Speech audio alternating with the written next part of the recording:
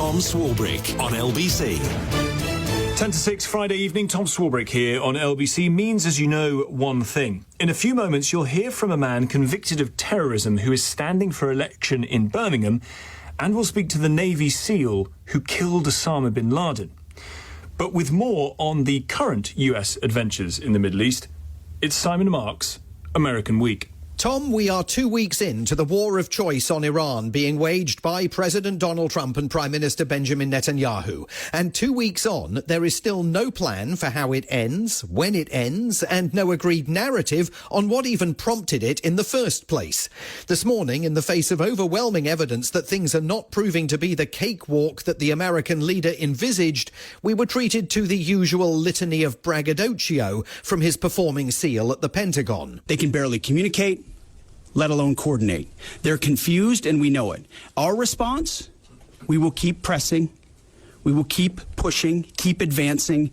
No quarter, no mercy for our enemies. Hours after news that 6 more American troops had died, this time in a mid-air collision involving 2 aircraft, one of them a US refueling jet, Defense Secretary and former Fox News weekend anchorman Pete Hegseth opened up a second front, a war of aggression on the US media. People look up at the TV and they see banners, they see headlines. I used to be in that business, and I know that everything is written intentionally.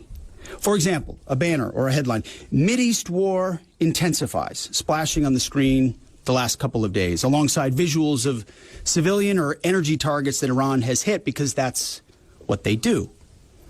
What should the banner read instead? How about Iran increasingly desperate? Because they are. They know it, and so do you. Admit it. Now, let me just say, I have written this next sentence intentionally. Only 2 weeks in, and we are already at the stage of what was known in Vietnam as the Pentagon Follies, the briefings by American defense chiefs that had no grounding in reality. Hegseth wasn't the only one this week urging Americans not to believe what they can see with their own eyes. Stephen Miller, White House Deputy Chief of Staff, unable to justify the war based on the facts, instead urged viewers of Fox News to engage with him in what he called a thought experiment. So just again, as a thought experiment, imagine if this regime that right now, weaker than ever before, imagine if that regime instead had nuclear weapons, instead had long-range missiles that could reach an American city. A rich regime that controls commerce through the Strait of Hormuz and has nuclear weapons, has long-range weapons. Think about what a terror that would be. But since we're in the thought experiment business, how about we engage in a different fantasy altogether? Imagine a world in which the American president made careful, deliberative, strategic decisions, wasn't railroaded into a war by an Israeli prime minister who forced his hand, could explain why he pulled out of talks with the Iranians in Geneva 2.5 weeks ago that were, according to the negotiators from Oman overseeing them, making substantial progress. Imagine, too, a world in which the leader of the free world didn't joke about death and destruction of enemy forces on the high seas. The Navy is gone. It's all lying at the bottom of the ocean. 46 ships. Can you believe it? In fact, I got a little upset with our people. I said, what quality of ship? Excellent, sir. Top of the line. I said, why didn't we just capture the ship? We could have used it. Why did we sink them?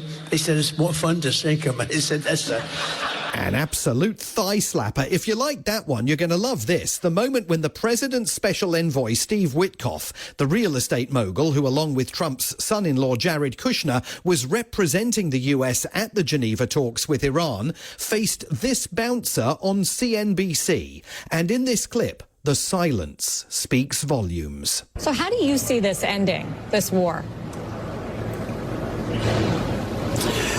I don't know, Sarah. I know this, that President Trump is the wrong guy to go up against. That's what I know. Which must be very comforting for military families all over the United States as they fear for the lives of their sons and daughters.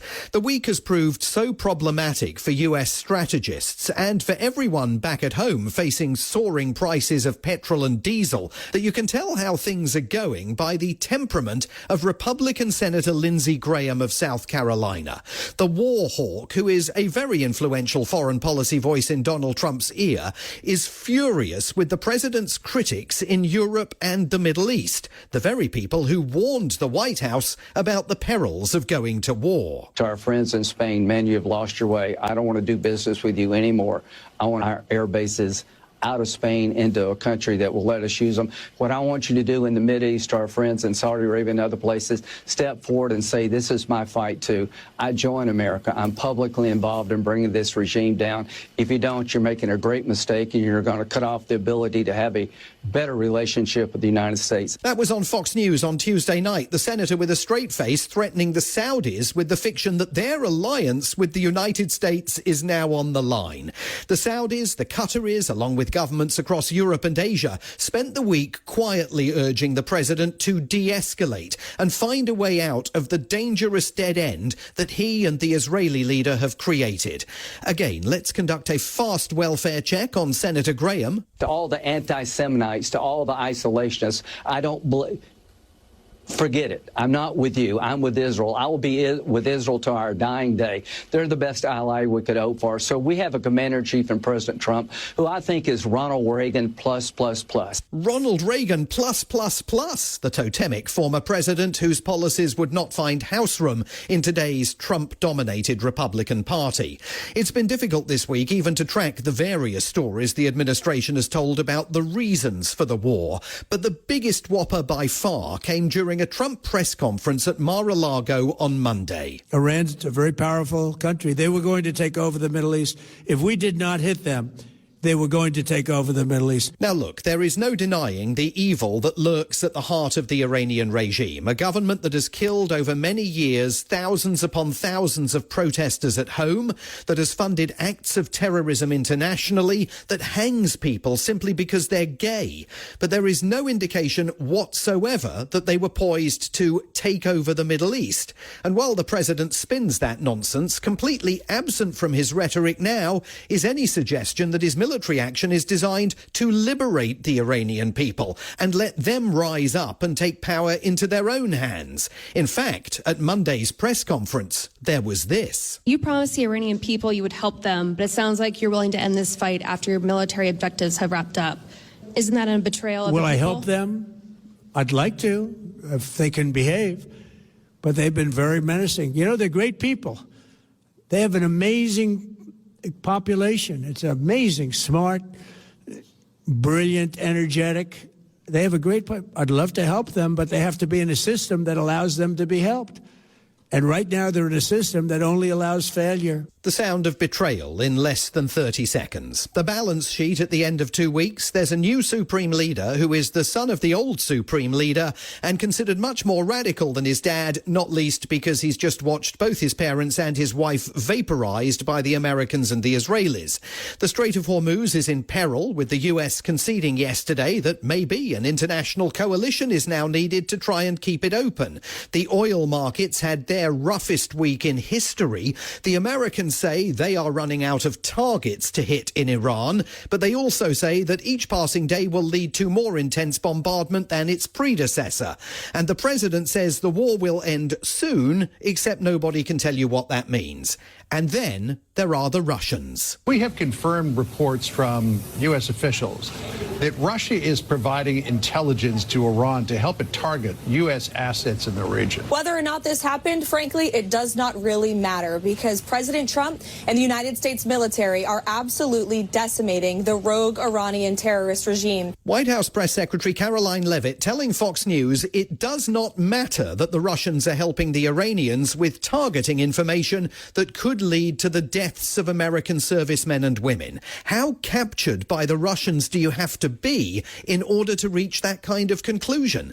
For President Putin, the good news just keeps coming. Washington has relaxed all sanctions on Russian oil in a desperate effort to lower the global price. And America First influencer Tucker Carlson argued this week that the UK and its European partners are such wastrels that it's time to say the quiet stuff out loud. And listen to this carefully, because even though they disagree about the war on Iran, he is still very close to President Trump. So there are a couple of different countries you might throw out there if you were looking purely through the lens of what's good for the United States, an America First perspective.